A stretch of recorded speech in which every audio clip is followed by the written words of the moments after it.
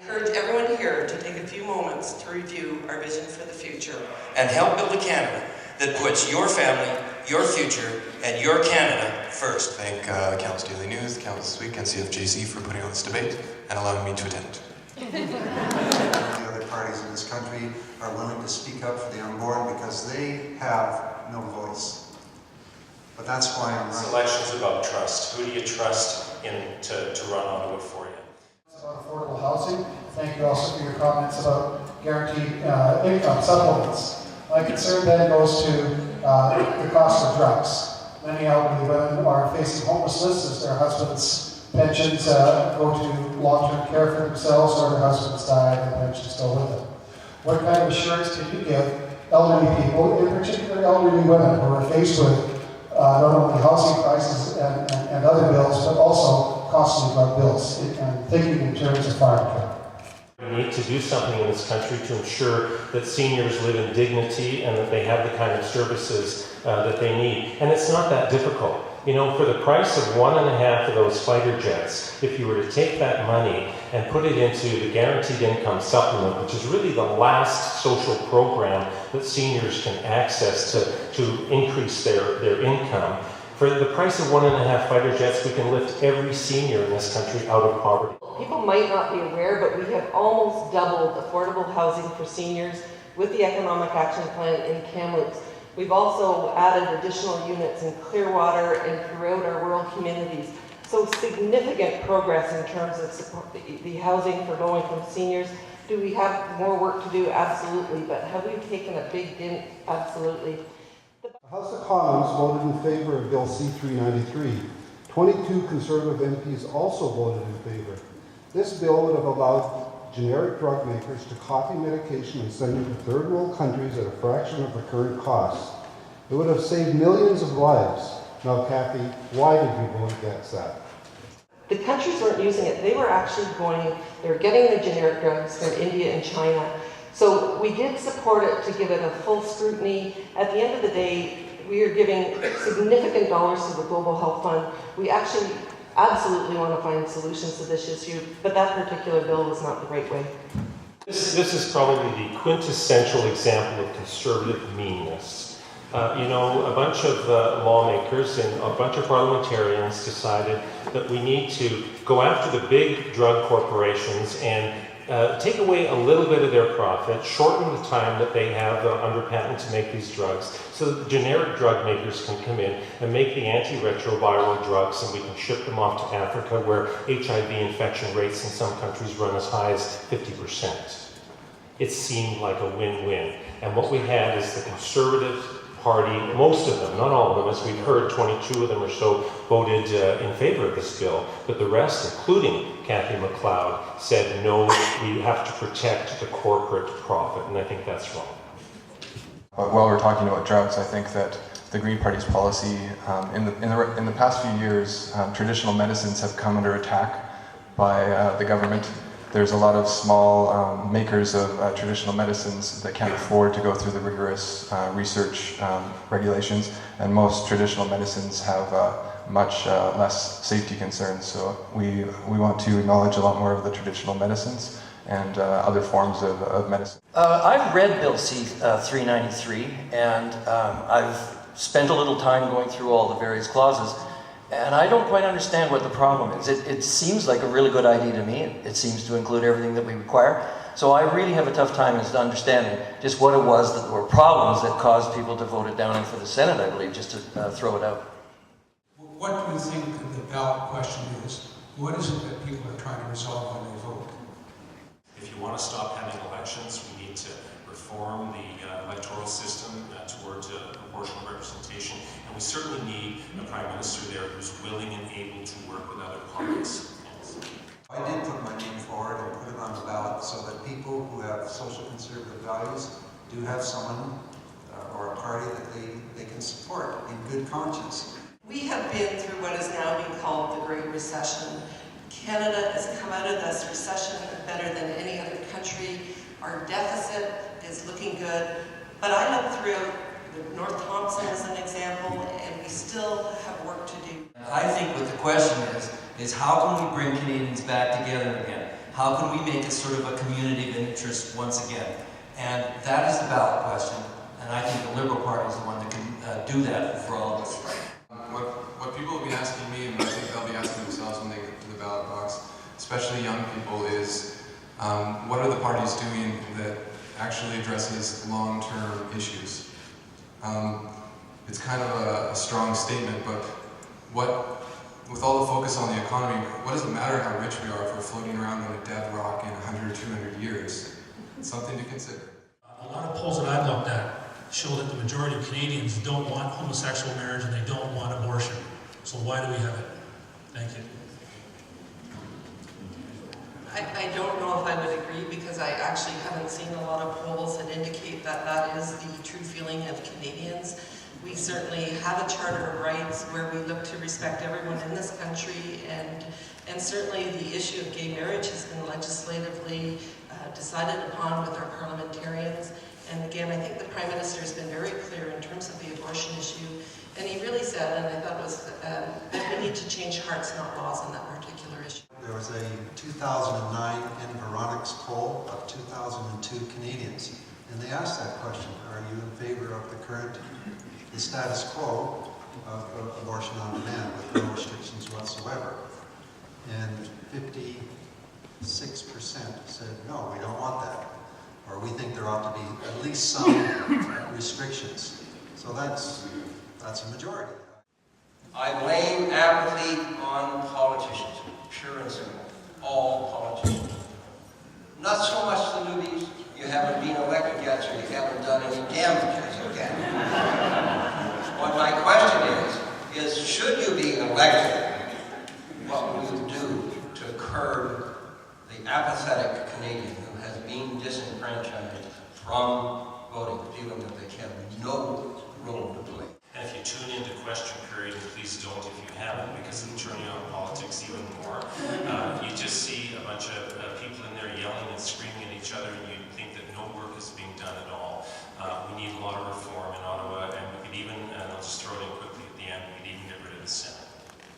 You know what, I'm going to disagree with the fact that there's apathy. You only have to look at, no, just a second, you have to look at a parkade, and what's it caused? It's caused great interest. You look at the Aboriginal Cogeneration plant, it caused great interest. You look at HST, when people have something that they're very concerned about, they absolutely let their feelings be known. Well, one thing the Green Party and the CHP does agree on is electoral reform. We need to move to a proportional representation system so that the really untenable situation of almost 1 million votes for a party and having no representation in Parliament ends. A lot of democracy. This question is for Kathy, and it's really around electoral reform. Stephen Harper has made a lot of comments about coalition, reckless coalition he sometimes calls it, and I guess I'm trying to understand what that's all about. Because many of the governments in Europe have coalitions. It's a perfectly legitimate way in a democracy to govern. And I mean, I understand the thing about the Bloc and their separatist leanings, or platform, but could you please explain why it's such a boogeyman for Harper when it seems to me to just make sense that groups of common cause work together?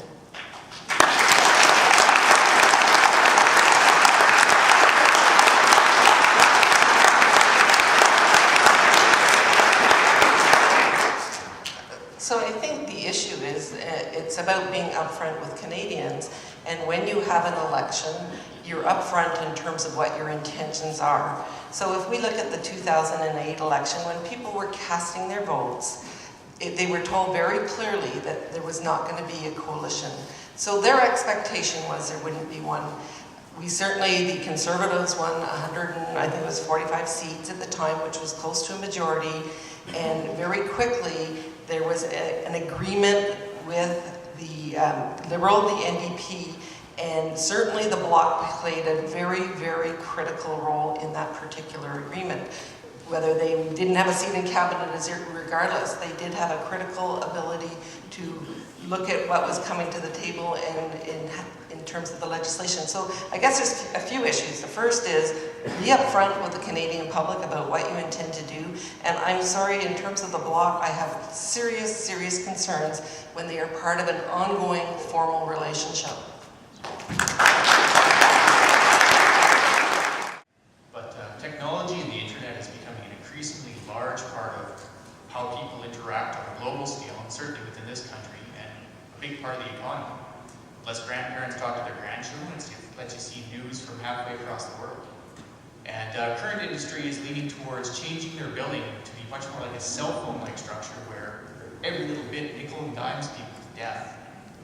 And I'd like to know, I know direct this question on Michael, what the government on your part has to say about these changes that are being proposed and how we're going to improve our technology infrastructure in Canada and not regress back to a decade ago. Well, good question, thank you. And you know, there probably isn't anybody in here who could imagine living a day without the internet, not just for our own pleasure and getting news and that sort of thing, but actually for doing business. And one of the things that we don't have in the Kamloops-Thompson Caribou riding is good internet service throughout. I mean, there's still people that are up, if you go up to the very far end of the riding in the South Caribou Enterprise Line, they're on dial-up up there. And you know, that's we need that for education, we need it for business. So we need to invest in that kind of infrastructure throughout our riding. But we also need, we can't drive people toward the internet and continue to promote services and education on the internet and then turn around and charge people for using it disproportionately. So we're completely against user-based billing.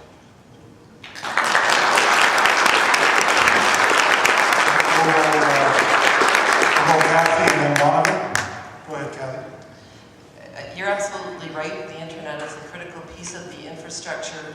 And over the last 2 years, there was $2 million for rural broadband, which is going into action right now in terms of extending service in this riding. We still have a ways to go, but that's going to, I forget, it's thousands upon thousands of homes that are going to actually be connected with commitments that we've already made. You're probably also aware that Minister Clement took a very strong stand when the CRTC made the decision and also supports that we need to be, it's our young entrepreneurs who are using the internet in very extensive ways, and we need to encourage our entrepreneurs in the internet usage. So he did actually indicate that he was going to override that particular decision, but I think it's also important to know that the major billers actually do have a ceiling in terms of the internet usage that is allowed right now. So this was a decision where the big users were selling to littler users.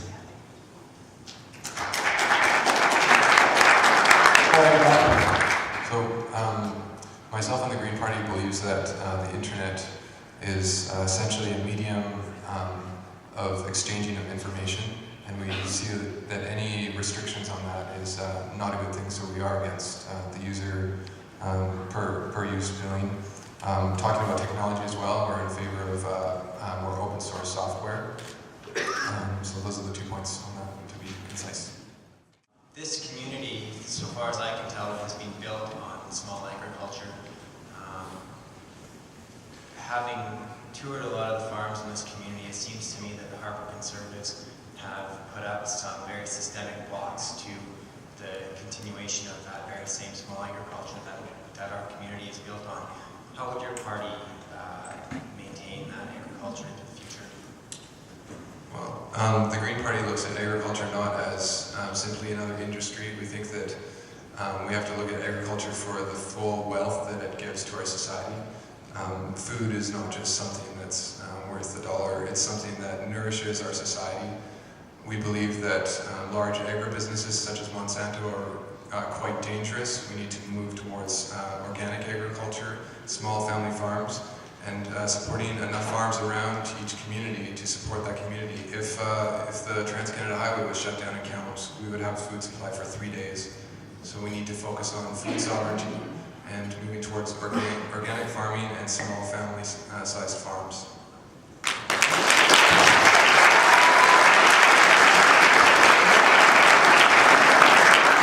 members. Well, our party was started primarily by farming folks in the Lower Mainland and Southern Ontario, and our party has a goal of national self-sufficiency in food. And we believe that domestic producers should govern their own production and not have that imposed by